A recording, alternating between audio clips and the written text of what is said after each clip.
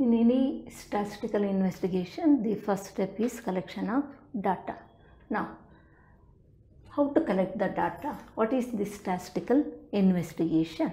Here it is also called statistical survey, or it is also called statistical inquiry.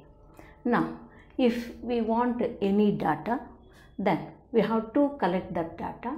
Mainly here there are two sources of data. One is primary data and another one is secondary data. Now, before going to the primary data, here first we must be having the information or the knowledge about these four terms. One is investigators, second one is enumerators, third one is informants, and fourth one is population. Now, here investigators means a person or an organization who conducts statistical investigation for the purpose of collecting the data. The one who collects the data or information is called investigator, or investigators means investigators may be an individual or even an organization. Then enumerators. In all the cases, it is not possible to the investigator himself or herself to collect all the data which they require. Means when the scope of the inquiry or area of the inquiry is larger one, and if it is a technical one, that knowledge may not be known to them. In that case, they will going to take the help of others. Those are called enumerator or enumerators. Means enumerator or enumerators are the persons who will going to help the investigator or investigators to collect the data. Next one is informants. Here, informants are the respondents who will going to supply the information or data to the investigators or to the enumerators. Then next one is population. Here, in statistical investigation or survey, the term population does not refer to a dictionary meaning people, rather a technical term refers to set of all the observations under the study. Here observations may be object or item, like that. For example, if the objective of statistical investigation is to study the savings of teachers of a particular town, and if total number of teachers in that town is 1000, then here population is 1000. Okay, like that. Now, when you come to source of data, here there are mainly two sources of data. One is primary data and another one is secondary data. Now, here when they want some statistical data, then they have to decide first from which source they have to collect the data.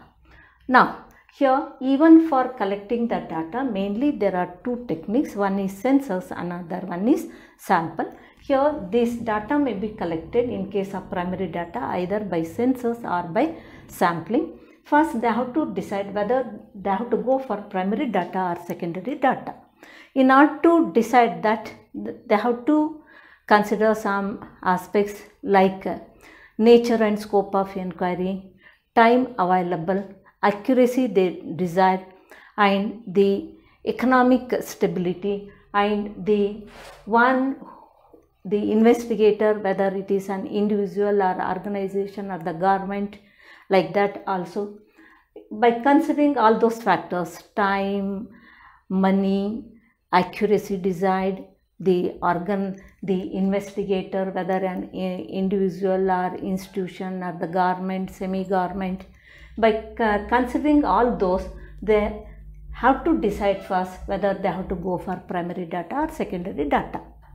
Means if they want utmost accuracy, then they have to go for primary data, and the area to be covered is limited one, then also they may go for primary data. Now, if they have decided to collect the data from primary source, means here before taking the methods of primary data, first we must be knowing what is primary data and what is secondary data. Here the primary data is one who will going to collect for the first time for themselves, means the investigator himself or herself or themselves will going to collect the data, means with some predetermined specific purpose, and that is the first hand information, means that information so far not yet collected by anybody else, that is for their go to field and they collect for their particular purpose, means that is first hand information, and that is the real time information. Now here then second one is secondary data, means that is the data which is already collected by someone else, means that is the data which makes available, that is the source which makes available the statistical data which has already collected by someone else. That means what? This primary data is first hand information and secondary data is second hand information, and it is original in character, it is not original in character. And here when the accuracy is desired, then we have to go for primary data. Here if the accuracy can be traded off, then we may go for secondary data, means if accuracy, the cent percent or maximum accuracy is not required, then one can go for secondary data, and it is more consuming one, comparatively it is lesser time consuming, it is more time consuming, it is lesser time consuming, and it requires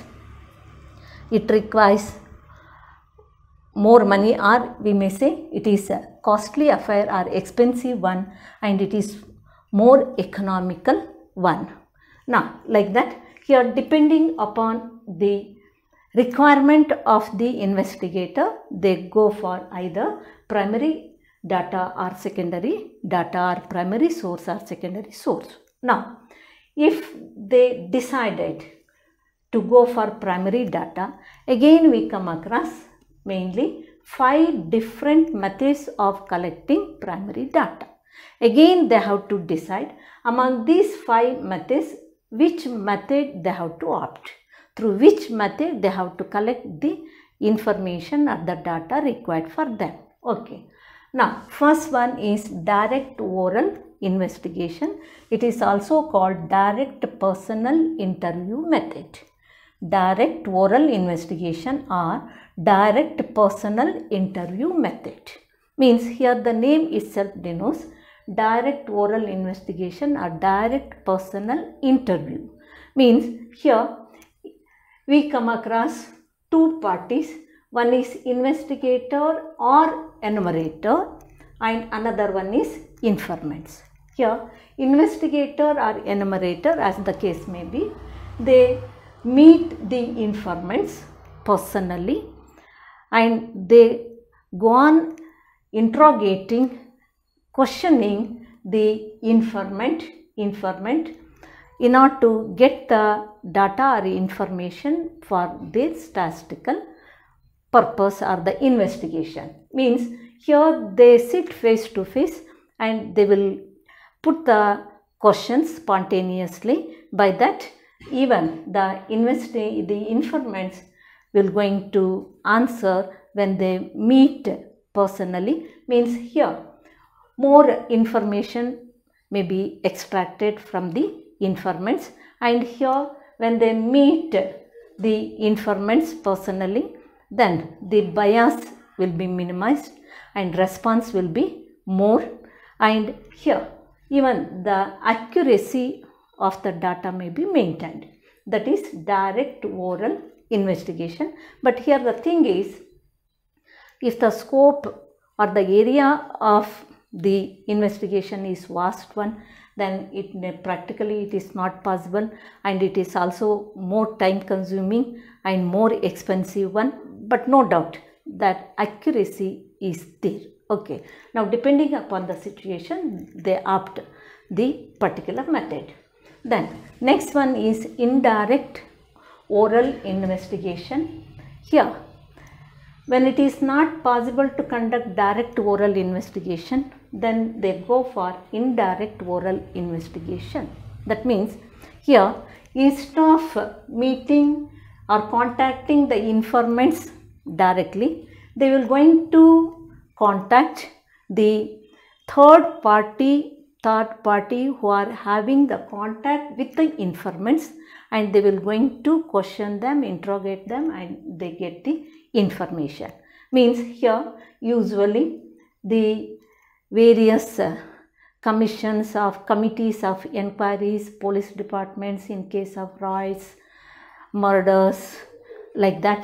Then the first person or persons, they won't give the information. In that case, they will going to interrogate or interview the witnesser or the third party who are supposed to have the information about the problem, and they will going to get the information. Means for them it is inevitable, they have to go for indirect oral investigation. Means here instead of getting the information from the first person, they will going to get the information from the third person or third party who are having the contact with the informants. Okay, now that is indirect oral investigation. Third one is mailed questionnaire method. Now here what happens in case of direct oral investigation and indirect oral investigation, the enumerators or the investigators have to ask the question to the informants, and they have to extract the information. Means they should be trained and they should be skilled one, otherwise it may affect the investigation. Means here they should be careful that questions which will going to hurt their personal feelings or which are very confidential in nature, or which are purely personal one, those questions should not be asked. Therefore earlier these enumerators must be properly trained. Okay, but in case of mailed questionnaire method, here that problem will not be there, because in advance they will going to prepare the list of questions. Here questionnaire is nothing but list of questions. List of questions is as questionnaire. Means here by keeping in mind their objective of the study or the investigation and for what purpose they are conducting that investigation, the investigators, they will going to prepare the questionnaire in advance. But here while preparing the questionnaire, one should be careful. Means we say they are the requisites of the questionnaire. What are the aspects or the factors they should keep in mind while preparing the questionnaire? That is called requisites of a questionnaire or essentials of a questionnaire. Means they have to see that as far as possible, number of questions should be kept at minimum. Then they have to see that there should not be any ambiguity in the questionnaire.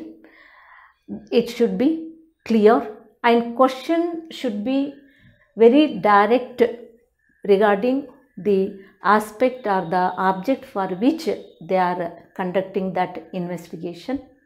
And also here the answers should be definite, means like yes or no or giving numbers like that. And the question should be arranged in such a way it enables the informants to give spontaneous answers. And here along with the questionnaire, the requisition letter is also to be sent requesting them to fill the questionnaire and send it back within a specified limit mentioned in that. And also self-addressed prefixed stamp envelope is also to be sent along with the questionnaire. Means they have to see that as far as possible they should get the maximum number of filled questionnaire on time. Now, they are the requisites or essentials of questionnaire. Now, here the main advantage is here vast area may be covered. It is compared to all the methods, this questionnaire method is more economical one, and it may be reached even to the person who cannot be approached personally, like that. Means, and the main drawback is here, first main drawback is if the informants are illiterates, then they are not covered. And also another main drawback is usually the response is comparatively lesser one, because they must be having the patience to go through the questionnaire and fill that questionnaire, and again that is to be sent it back to the investigator. Then there we cannot expect that much result in case of mailed questionnaire method. Now, in order to overcome these main limitations, one more method is schedules sent through enumerators. Here, schedules refers to questionnaire. Means schedules sent through enumerators means questionnaire sent through enumerators. Means instead of posting the questionnaire or mailing the questionnaire, that questionnaire is sent through the enumerators, and enumerators will meet the informants in person, and they will go on asking the questions which are in the questionnaire. Other than the questions contained in the questionnaire should not ask, just they have to go on asking the questions in the questionnaire. And here in case of mailed questionnaire method, informants will going to fill that questionnaire. Here in case of schedules sent through enumerators, enumerators will going to fill the questionnaire. That is the only difference. Means here even illiterates may be covered, and also here response will be more when they meet the informants. Therefore, here comparatively here the response will be more in case of schedules sent through enumerators. Next one is information from correspondence, or here it may be agents. Information from correspondence or agents. Here, when the information or the data is regularly required, then they will going to appoint local agents, or what they call respondents, in each geographical area which they cover for their investigation. And regularly these correspondents and agents, they will going to collect the data regarding the, means they will going to cover a particular area which is allotted to them, and that information, usually those correspondents or agents are appointed local wise, then they will be having the full knowledge of that area or the locality, and that is easy for them to collect the information.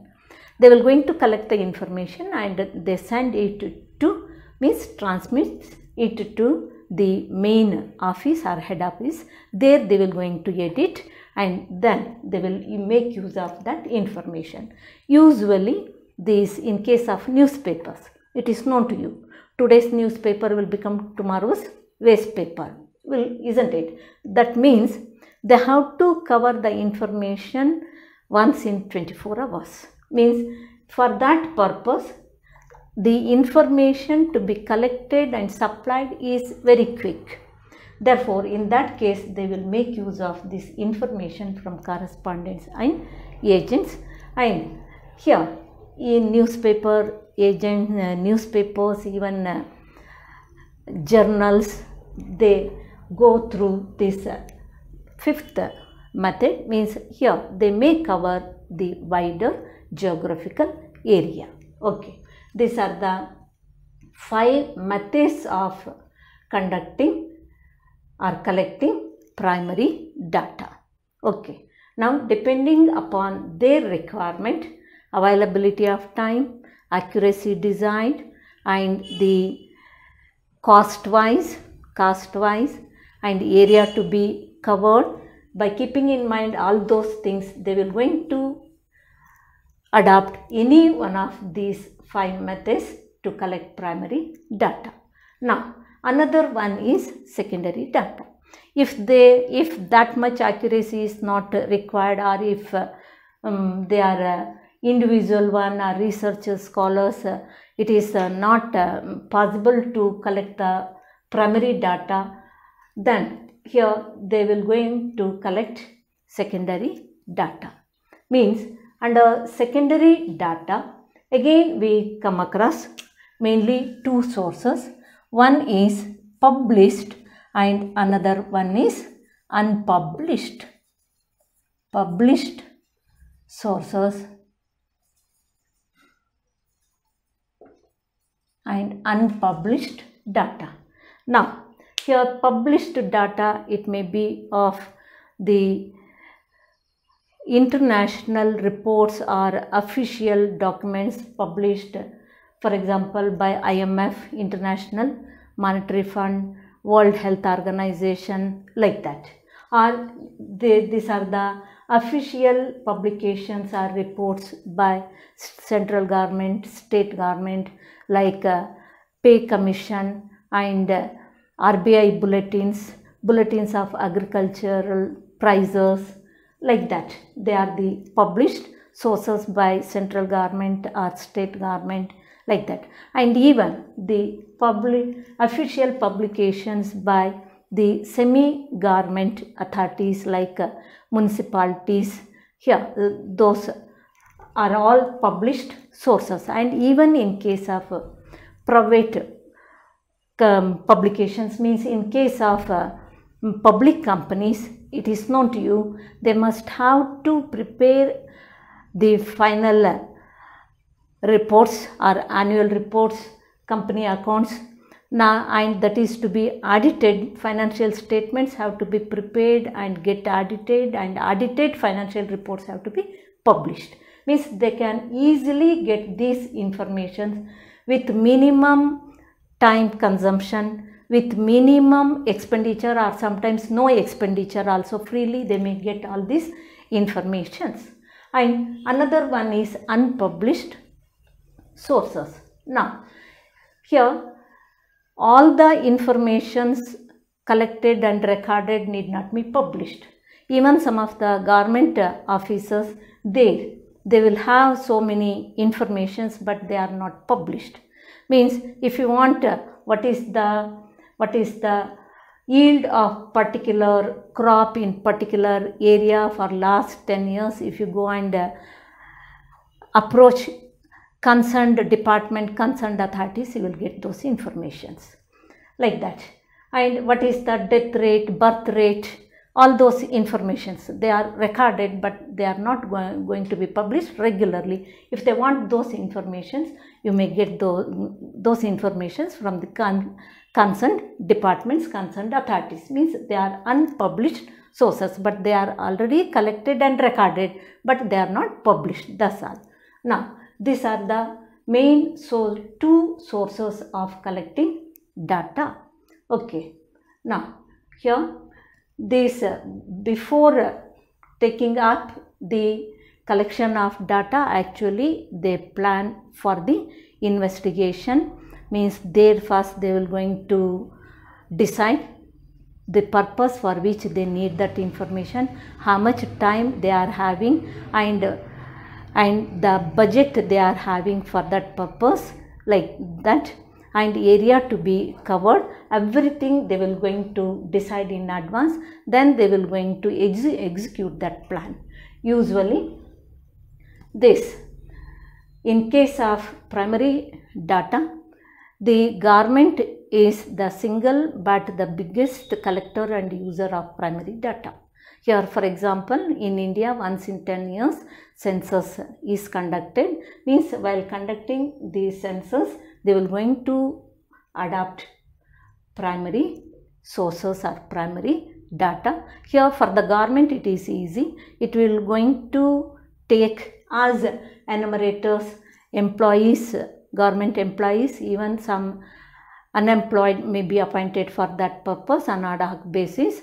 And also even the informants, in that case when it is conducting by the government, then it is compulsory for them, it is inevitable, they must have to provide the information, that to correct information.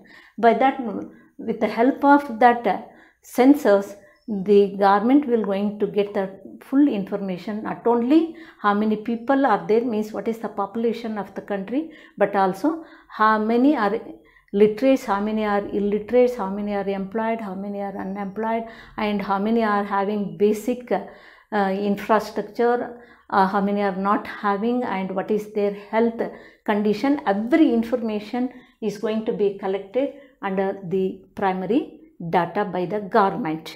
And even in case of primary data, even individual or research scholars may go through the primary data, but in case of individual or research scholars, the scope or area of the investigation will be comparatively lesser one, because for them it is not affordable, and also individually they cannot spend that much amount also, they cannot, and moreover that is not necessary for them. Okay, now this is regarding the statistical investigation, or what we say statistical enquiry, or we say survey. Okay, thank you.